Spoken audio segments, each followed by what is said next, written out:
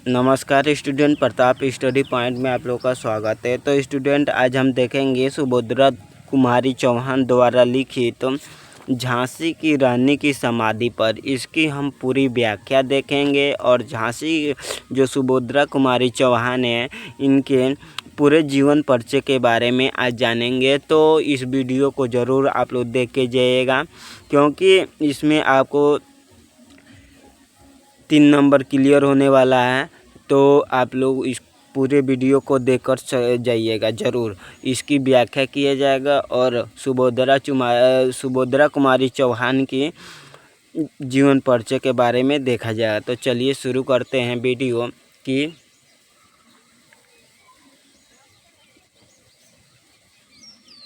सुभद्रा कुमारी चौहान का जन्म 16 अगस्त सन 1904 ईस्वी को इलाहाबाद जिले में स्थित निहालपुर मोहल्ले के एक संपन्न परिवार में हुआ था। सुभद्रा कुमारी चौहान जी का इनके पिता रामनाथ सिंह सुशिक्षित और प्रतिष्ठित व्यक्ति थे। बहुत छोटी अवस्था से ही इन्हें हिंदी काव्य से विशेष प्रेम था, जो बाद में जाकर पल्लवित हुआ। इनका विवाह खंडवा मध्य प्रदेश के निवासी ठाकुर लक्ष्मी चौहान के साथ हुआ। विवाह के साथ ही सुभद्रा जी के जीवन में एक नवीन मोड़ आया। नवीन का मतलब एक नया मोड़ आया।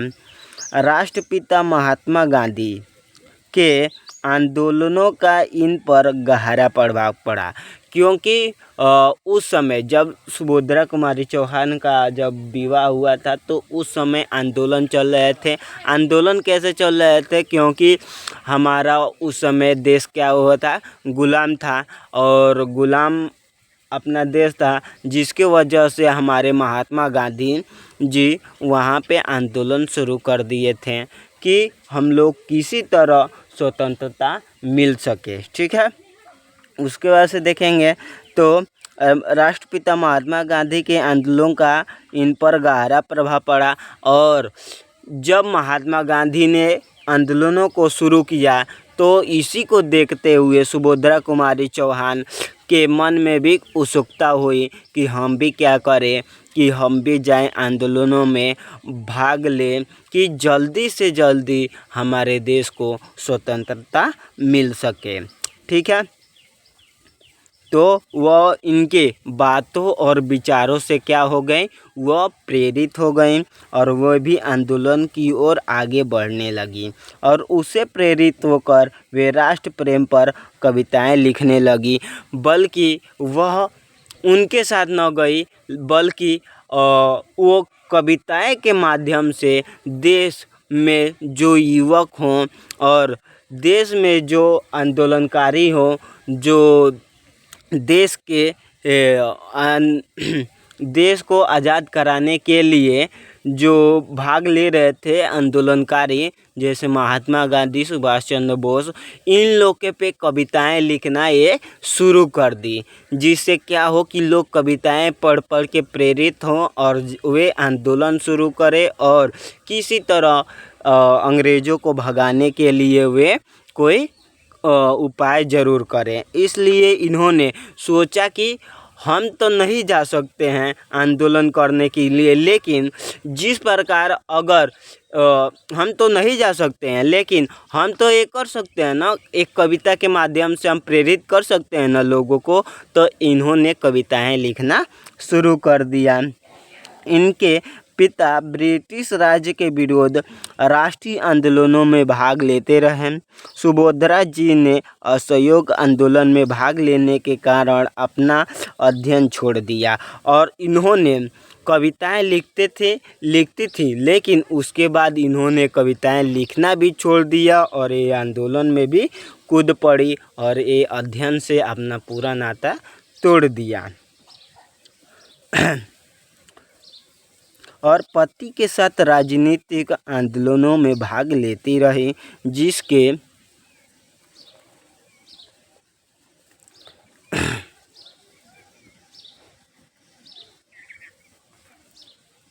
सही से दिखाई दे रहा है ना। जिसके परिणाम स्वरूप ये कई बार जेल भी गईं और ये पति के साथ आंदोलन करने के साथ भी ये भी क्या हो गई, कई बार जेल गईं। ये मध्य प्रदेश विधानसभा की सदस्य भी रहीं और 15 फरवरी सन 1948 ईस्वी को एक मोटर दुर्घटना में सिवनी में इनकी असामयिक मृत्यु हो गई। असामयिक मतलब होता है कि समय के अनुसार, कि उनकी समय के अनुसार मृत्यु नहीं हुई है, बिना समय से हुआ है। अब समय से मृत्यु होने का क्या कारण है, क्योंकि आप लोग जानते हैं कि एक व्यक्ति यानी एक मनुष्य का जीवन काल लगभग 80 से 100 साल होता है। तो उसी जीवन काल में अगर मरता है तो उसे समय के अनुसार मृत्यु कहा जाता है। अगर वही पहले लोग मर जाते हैं, कोई एक्सीडेंट में पहले मर जाता है, कोई किसी तरह मर जाता है, तो उसे असामयिक मृत्यु कहा जाता है। ठीक है, उसके बाद से देखेंगे सुभद्रा जी की काव्य साधना के पीछे उत्कट देश प्रेम, अपूर्व साहस तथा आत्मोत्सर्ग की प्रबल कामना है। इनकी कविताएं में सच्ची वीरांगना मतलब होता है कि एक योद्धा महिला, क्या होता है, एक योद्धा महिला ओज और शौर्य प्रकट हुआ। हिंदी काव्य जगत में यह अकेली ऐसी कवियत्री थी जिन्होंने अपने कंठ की पुकार से लाखों भारतीय युवक युवतियों को युग युग की कर्मठ उदासी को त्याग स्वतंत्रता संग्राम में अपने को झोंक देने के लिए प्रेरित किया। वर्षों तक सुभद्रा जी झांसी वाली रानी थी और वीरों का कैसा हो बसंत शीर्ष कविताएं लाखों तरुणियों के, तरुण मतलब होता है नौजवान, तरुणी नवयुवक जो लड़के होते हैं उसे तरुण बोला जाता है, और तरुणियाँ जो होती हैं वो युवतियों को बोला जाता है, लड़कियों को। के हृदय में क्रांति की ज्वाला फूंकती रही। ये क्या करती थी, ये तो आंदोलन कर नहीं सकती थी, इसलिए इन्होंने सोचा जो नवयुवक हैं, जो नव बालक हैं, जो आजकल के बालक हैं, नौजवान बालक हैं, नौजवान लड़कियां हैं, उनके अंदर स्वतंत्रता की भावना को कैसे उत्पन्न किया जाए, इसके बारे में उन्होंने सोचा और अपने कविताओं के माध्यम से इन नौजवानों के हृदय में भरने के लिए इन्होंने कविताएं लिखना शुरू किया और झांसी की रानी पर कविताएं लिखी, वीरों का कैसा हो बसंत, इस पे कविताएं लिखी, जिसे लोग पढ़कर वे स्वतंत्रता की ओर आगे बढ़ सकें और देश प्रेम के लिए वे आगे कूद सके, आंदोलनों में कूद सके, भाग ले सके, जिससे हम लोग को जल्दी से स्वतंत्रता अंग्रेज़ों से मिल सके। ठीक है, इतना समझ में आ जाएगा, हो गया होगा। मुकुल और चित्रधार इनकी प्रसिद्ध काव्य संग्रह है। अब याद रखिएगा इसमें से ये वाला मुकुल और चित्रधार ये मोस्ट इम्पोर्टेंट है, ये सब आप लोग लगा लीजिएगा। झांसी की रानी और वीरों का कैसा हो बसंत ये रचना है, आप लोग क्या करिएगा, लिख लीजिएगा बढ़िया से। ठीक है, सीधे सादे चित्र, बिखरे मोती और नमादिनी इनकी कहानियों का संकल है। ये क्या है, कहानी है, ये कहानी संग्रह है। तो आप लोग इनको मोस्ट इम्पोर्टेंट करके आप लोग इसको याद करने की कोशिश ज़रूर करिएगा। ठीक है,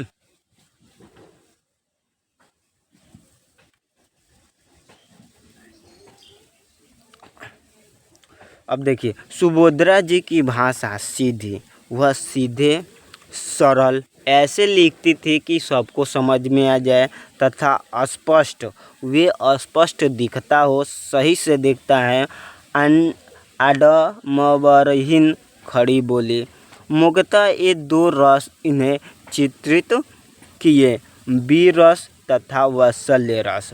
ये दो रसों में अपनी कविताएं लिखती थीं सुभद्रा कुमारी चौहान, एक जो जिसमें वीरता वाली हो और एक वत्सलता, माता पिता के द्वारा पुत्र को दिखाए जाने वाला प्यार वो कविताएं लिखा करती थी। ठीक है, तो बस इतना ही था। अब चलते हैं अपने सुभद्रा कुमारी चौहान द्वारा लिखी झांसी की रानी की समाधि पर। ठीक है ना, तो इसके बारे में हम लोग चर्चा करेंगे। देखिए, और मोस्ट इम्पोर्टेंट कविताएं हैं लिखे हैं जो इससे क्वेश्चन एक नंबर में आ सकता है, जैसे सीधे साधे चित्र, बिखरे मोती, उन्मादिनी, मुकुल और चित्रधार। ये एक आप लोग क्या करिएगा, याद कर लीजिएगा कौन कौन से सीधे साधे चित्र, बिखरे मोती, उन्मादिनी, मुकुल और चित्रधार। ठीक है ना,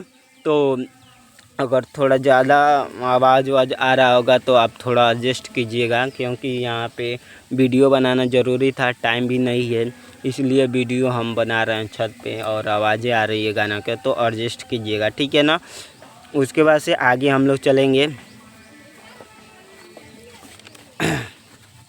झांसी की रानी की समाधि पर। ये कविताएं हैं, हम लोग पढ़ेंगे। तो समाधि की मतलब क्या होता है? समाधि के मतलब हम लोग समझेंगे किसी महान व्यक्ति के याद में बनाया गया स्मारक। जो समाधि स्थल तो जानते होंगे कि महात्मा गांधी की समाधि स्थल है, डॉक्टर भीमराव अंबेडकर का समाधि स्थल है, ज्ञानी जैल सिंह की समाधि स्थल है। और समाधि स्थल में होता क्या है, यह समाधि स्थल उसमें शव नहीं होता है, एक खाली कब्र जैसा बना होता है। ठीक है ना, उसमें शव नहीं रखा जाता है। ठीक है ना, तो समाधि स्थल ऐसा होता है। तो आप लोग कई मोस्ट इम्पोर्टेंट समाधि स्थलों के बारे में जानते होंगे, जैसे महात्मा गांधी राजघाट, महात्मा गांधी क्षेत्रभूमि, डॉक्टर भीमराव अंबेडकर, इनकी समाधि स्थल है। ठीक है ना, तो चलिए उनकी समाधि स्थलों के बारे में पढ़ेंगे। जैसे देखिए, इस समाधि में छिपी हुई है एक राख की ढेरी, जलकर जिसने स्वतंत्रता की दिव्य आरती फेरी। ठीक है, यह समाधि, यह लघु समाधि झांसी की रानी की अंतिम लीला असली यही है लक्ष्मी मर्दानी की। ठीक है, यहीं कहीं पर बिखर गए वह भग्न विजय माला सी, इसके फूल यहीं संचित है स्मृति शाला सी। ठीक है, स्मृति शाला सी। सहे वार पर वार अंत तक लड़ी वीरबाला सी, आयुति से गिर चढ़ी चित पर चमक उठी ज्वाला सी। बढ़ जाता है मान वीर का रण में बलि होने से, मूलवती होती सोने की भस्म यथा सोने से। रानी से भी अधिक हमें अब यह समाधि है प्यारी, यहाँ निहित है स्वतंत्रता की आशा की चिंगारी। ठीक है, और भी है इधर आए, आप लोग इसको बढ़िया से आप लोग समझ के जाइएगा, क्योंकि इसमें से क्वेश्चन ज़रूर पूछता है। इसमें से इससे भी सुंदर समाधियाँ हम जग में है पाते, उनकी गाथा पर निशित में क्षुद्र ही जंतु गाते। पर कवियों की अमर गिरा में इसकी अमिट कहानी, इसने और श्रद्धा से गाती यह वीरों की वाणी।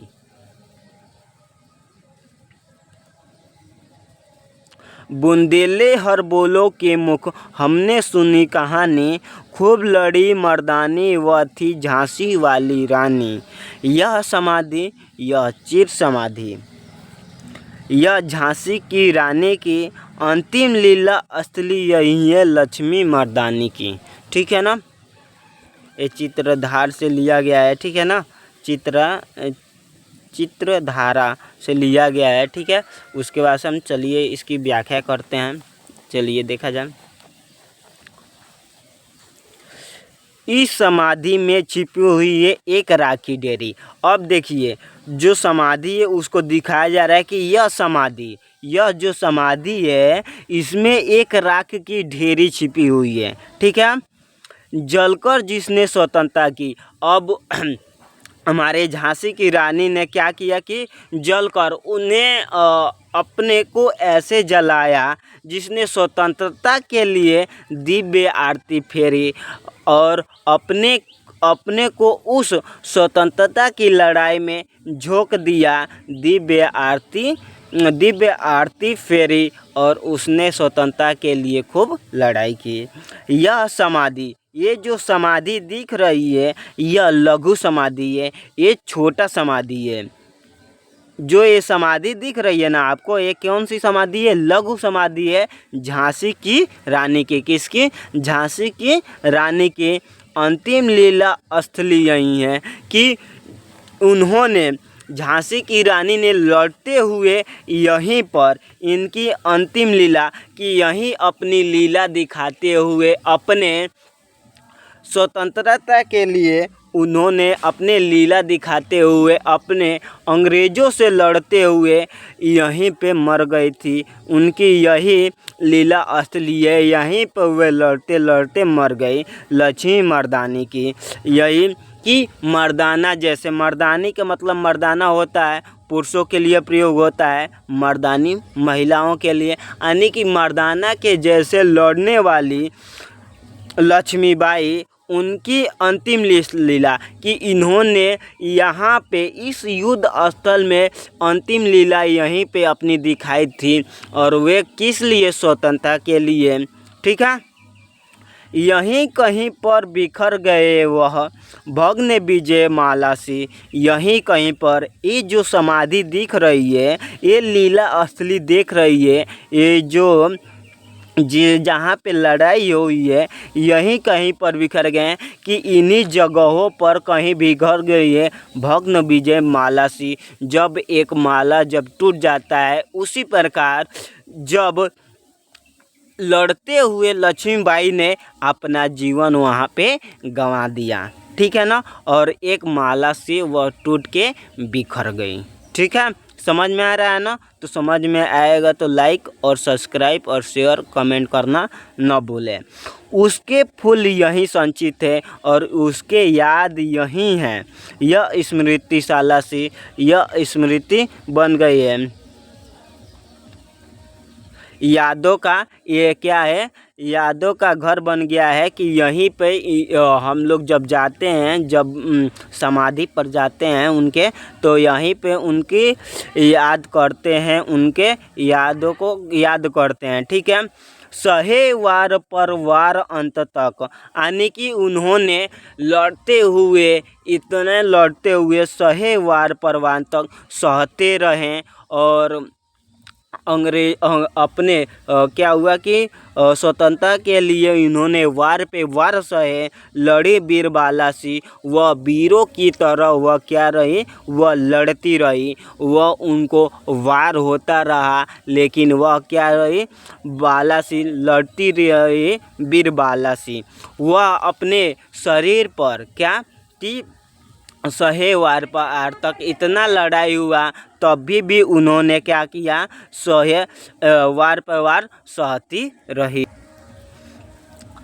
सहे वार पर अंत तक लड़ी बीरबाला सी और वे सहती रही और लड़ती रही, लगातार लड़ती रही, जिससे क्या हुआ? आहुति से गिर चढ़ी चित पर चमक उठी ज्वाला सी। और जिस प्रकार आहुति डाला जाता है और चमकता है और क्या होता है? आग भड़कता है, आग और फैल जाता है और वह आहुति से गिर चढ़ी चित पर चमक उठी ज्वाला सी, चढ़ी चित पर। और एक बार वह ऐसा समय आया जिससे क्या हुआ? अंग्रेज़ों ने उन्हें मार डाला और वे क्या हुई? वह चमक उठी देशों में। अब जब कोई भी वीर होता है, जब वह रण में मारा जाता है तो वह देश में क्या होता है? उसका नाम होता है। उसी प्रकार वो भी लड़ते हुए एक बार क्या हुई?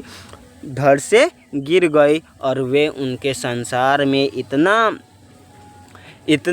उनकी प्रशंसा हुई जैसे वह चमक उठी ज्वाला से। ठीक है ना।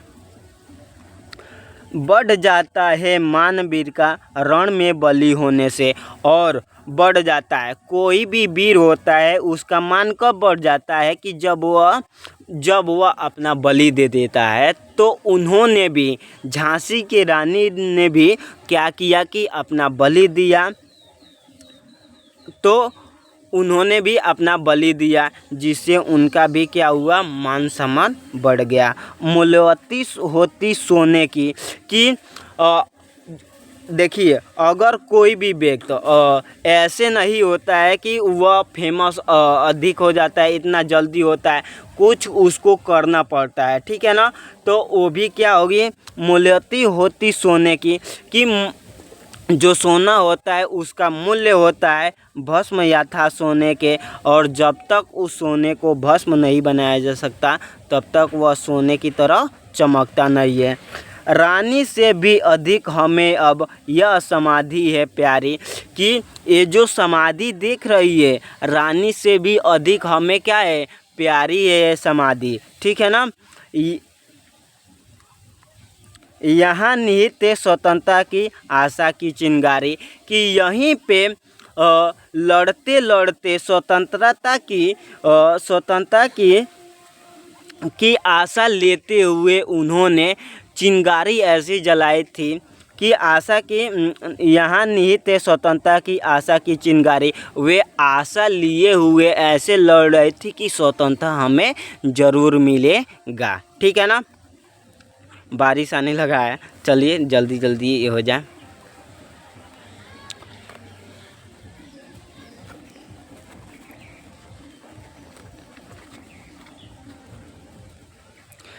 इससे भी सुंदर समाधि है, ये जो समाधि है इससे भी सुंदर हम जग में हैं पाते। ये जो समाधि लक्ष्मीबाई की दिखाई दे रही है, इससे भी सुंदर हम लोग समाधि जग में यानी कि संसार में पाते हैं। उनकी गाथा पर निश्चित में क्षुद्र ही जंतु गाते हैं।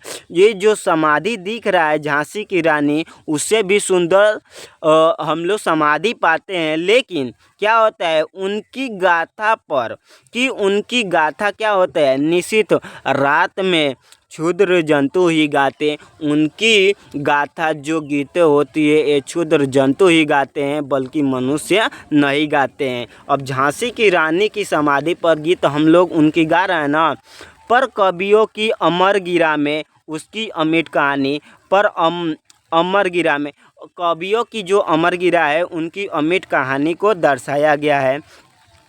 स्नेह और श्रद्धा से गाती यह वीरों की वाणी, कि उनकी गीत क्या हो सकती है, श्रद्धा से गाई जाती है। वीरों की वाणी क्या होती है, इन वीरों की कहानी कवियों की श्रद्धा से गाई जाती है। बुंदेले हर बोलो के मुख हमने सुनी कहानी, कि ये जो बुंदेले हर बोले थे उनकी मुख से हम लोग क्या सुने थे, उनकी कहानी।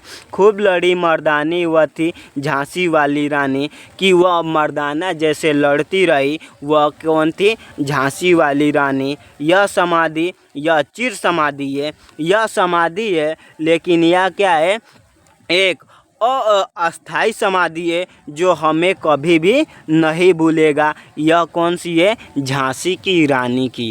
ये न कभी भूलने वाली, चिर माने न कभी भूलने वाली समाधि है। किसकी, झांसी की रानी की। झांसी की रानी न भूलने वाली ये समाधि है। अंतिम लीला असली यही है, अंतिम लीला असली यही है लक्ष्मी मर्दानी की। अंतिम लीला, ये जो आपको समाधि दिख रहा है यही अंतिम लीला असली है। इन्होंने अंतिम बार यहीं लड़ा था और अपनी लीला यहीं पे दिखाई थी लक्ष्मी मर्दानी, जो लक्ष्मीबाई ने अंतिम लीला अपना दिखाते हुए अपना प्राण त्याग दिया स्वतंत्रता के लिए। तो बस इतना ही, और आगे वीडियो में, और तो आप लोग को अगर वीडियो पसंद है तो लाइक सब्सक्राइब और शेयर करना ना भूलें, और कमेंट ज़रूर करिएगा यस और समझ में आया है कि नहीं। तो बस इतना ही आज के लिए। जय हिंद दोस्तों।